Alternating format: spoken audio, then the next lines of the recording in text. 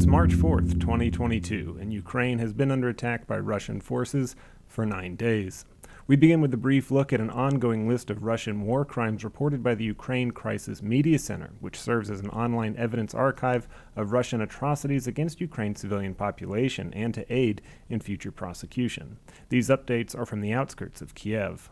March 1st, in Borodyanka, 6 civilians were killed when Russian troops fired rockets at residential areas, commercial buildings, and infrastructure. Also on March 1st, west of Kiev in Zhytomyr, 2 civilians were killed and 3 were injured when a Russian airstrike targeted private homes.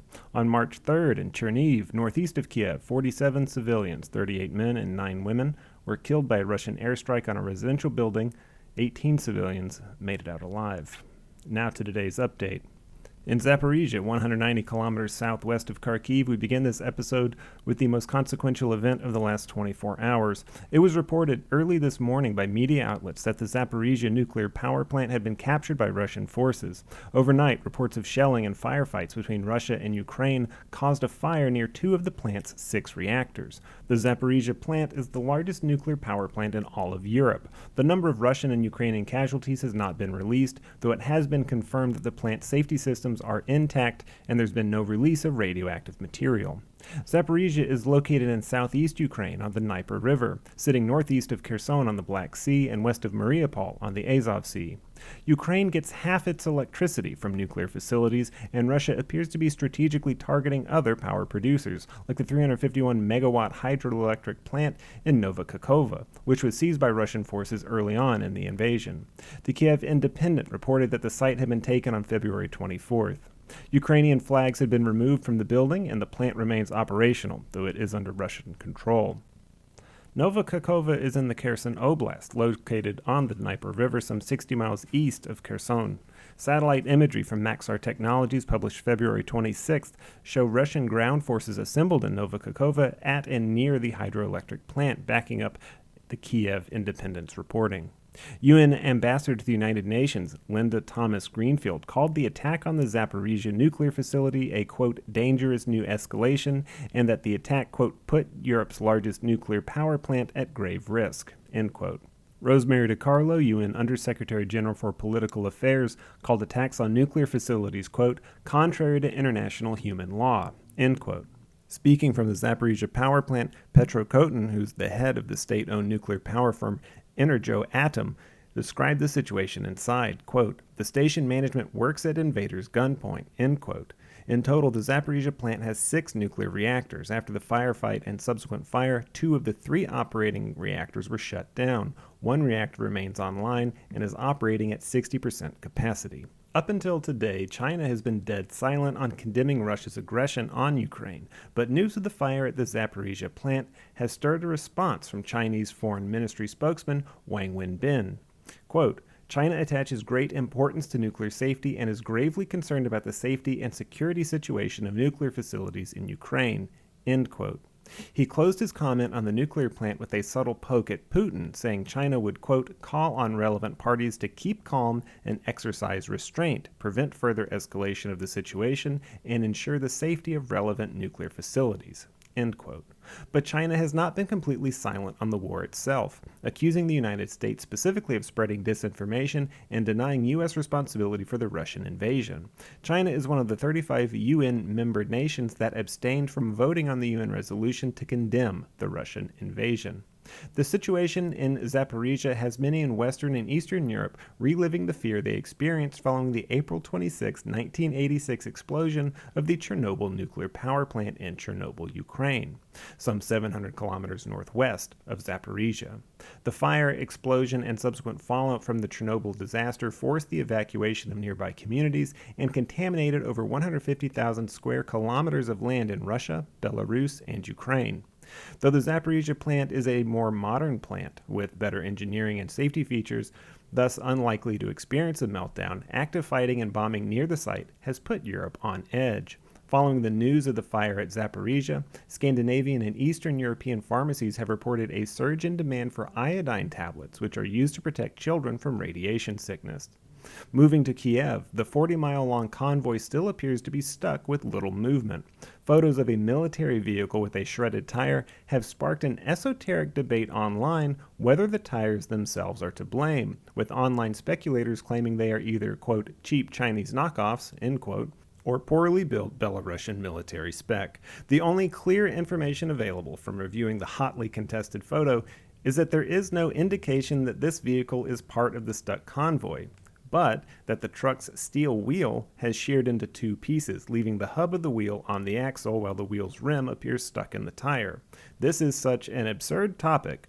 We'll just remind anyone listening that the phrase, quote, cheap Chinese knockoff, end quote, is also a racist jab at an uninvolved party. President Volodymyr Zelensky remains in Kiev, where today it was announced that the Ukrainian president would meet with the full United States Senate via Zoom on Saturday morning, a meeting arranged by the Ukrainian embassy in the United States. Only a few days ago, Zelensky addressed his fellow Ukrainians with videos taken in the streets of Kiev to show that he had not left his country behind. The Times of London has reported that in the last week alone, Zelensky has thus far survived or evaded 3 assassination attempts, apparently causing him to confine himself indoors as the war progresses. London Times points to mercenaries from the Wagner Group, a private army owned by Yevgeny Prigozhin, and Chechen special forces under direction of Ramzan Kadyrov, head of Russia's Chechen Republic. Prigozhin and Kadyrov are close allies with Vladimir Putin. Alexei Danilov, Secretary of Ukraine's National Security and Defense Council, stated that Ukrainian security officials were tipped off by people working for Russia's own Federal Security Service, FSB, who are against the Russian invasion. The London Times reports that its source on the assassination attempts, a contact close to the Wagner Group, was surprised how much the Ukrainian team knew about the Wagner Group's attempt. Earlier this week, it was reported that the Kremlin was offering bounties on more than 20 top Ukrainian officials, including President Zelensky. In a sign that Putin might not be winning the war of words in Russia, Russian parliament today passed a law censoring language on the reporting of the Russian invasion. The bill, approved by Russia's State Duma and expected to be signed by Putin on Saturday, would impose a jail sentence of up to 15 years for publishing false information about the war in Ukraine, specifically outlining the description of Russia's war as, quote, war, end quote. The new law does not affect only independent journalists, but all journalists and news media operating within the country, and has wide-reaching effects. Bloomberg, BBC News, CNN, and CBS News have all issued similar statements regarding reevaluating their reporting efforts inside Russia's borders, most of whom say they will have to report outside the country.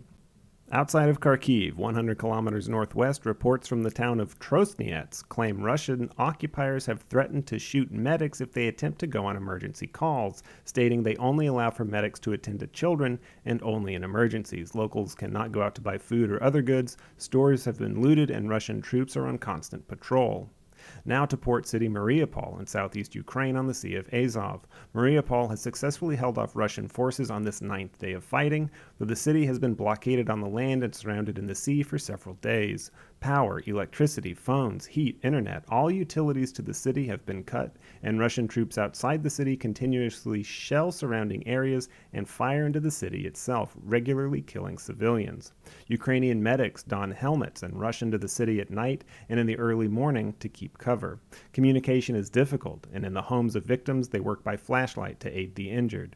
Shelling continues relentlessly, targeting schools and residential areas, arguably war crimes. Mariupol's mayor, Vadim Boychenko, has said that emergency services are ready to restore electricity and water, but that they cannot move forward without a ceasefire. Quote, "We aren't simply saying it, we are screaming it, so the international community hears our voice about the unfolding humanitarian catastrophe for our city." End quote. Analysts watching the siege on Mariupol play out have compared it to the Russian assault on the Chechnyan city of Grozny during the First Chechen War of the 1990s, as well as the tactics Russian troops used in Syria, utterly destroying cities' infrastructure to force them to capitulate or surrender. This is a form of psychological warfare and torture as well, essentially breaking the will to resist the incoming forces. Without a city to defend, why bother fighting? The Russian military left the Chechen capital Grozny in utter waste, no building left inhabitable, no sign of life anywhere. The same can be said for much of Aleppo, Syria. The same can be said for much of Europe after the Second World War. History has shown us the outcome of this war as soon as it started. No matter who surrenders, no one will have won. A warning to listeners, the following segment covers the topic of rape. On the ninth day of Russia's war against Ukraine, the first stories of rape as a war crime committed by Russian soldiers are beginning to emerge. As of March 3rd, a doctor at the Karabalesh Polyclinic in Kherson has confirmed 11 cases of rape by Russian troops occupying Kherson. Only 5 of the victims have survived.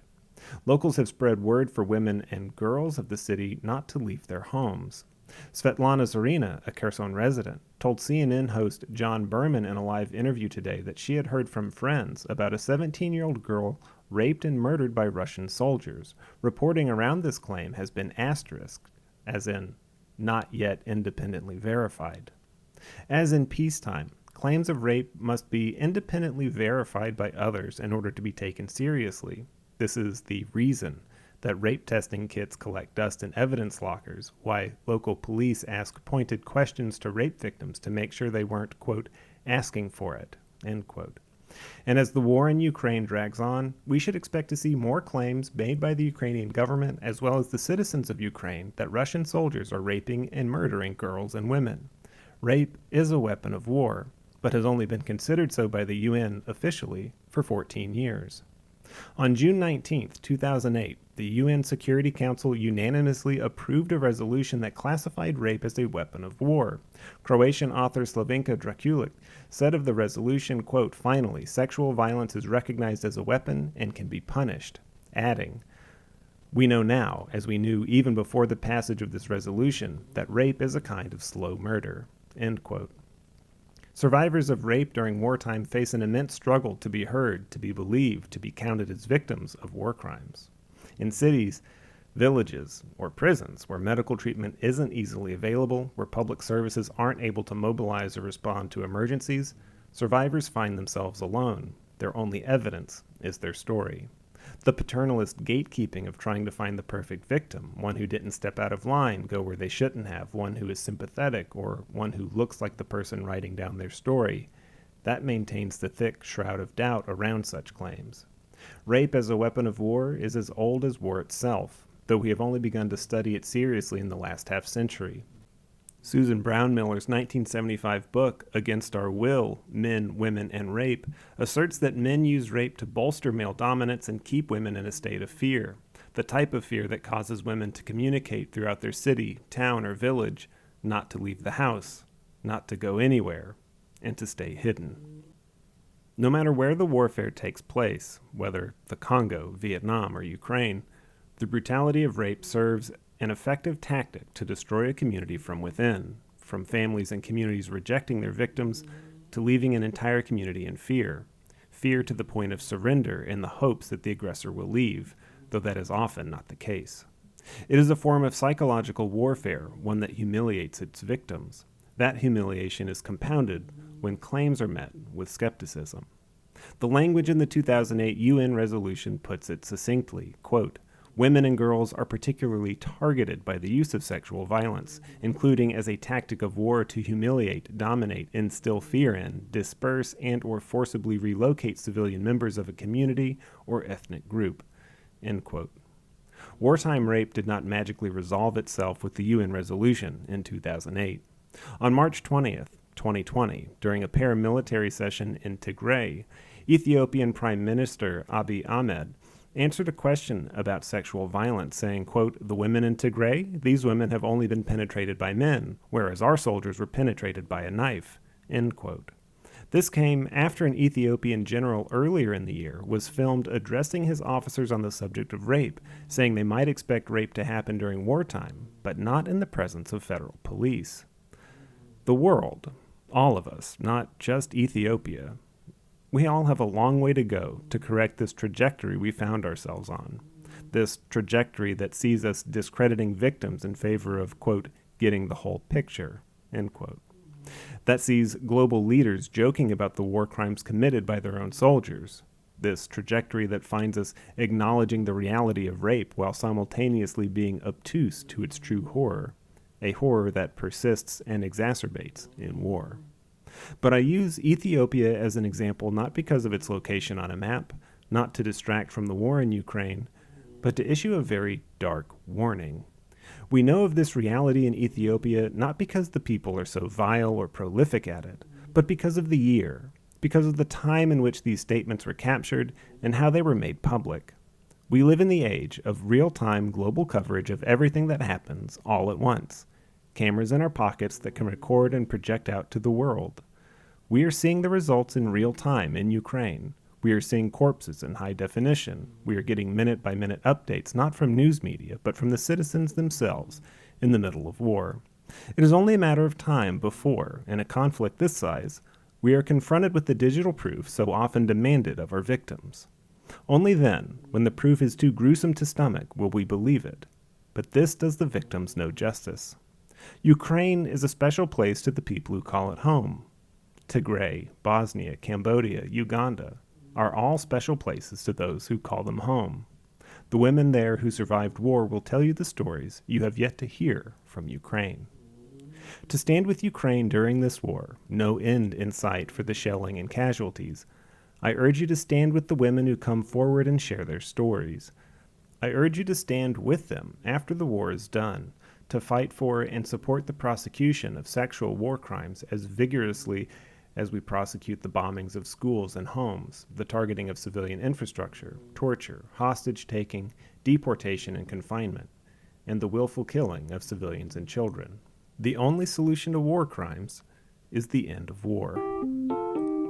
That does it for today's recap. It's March 4th, 2022. I hope I get to announce the end of this war tomorrow.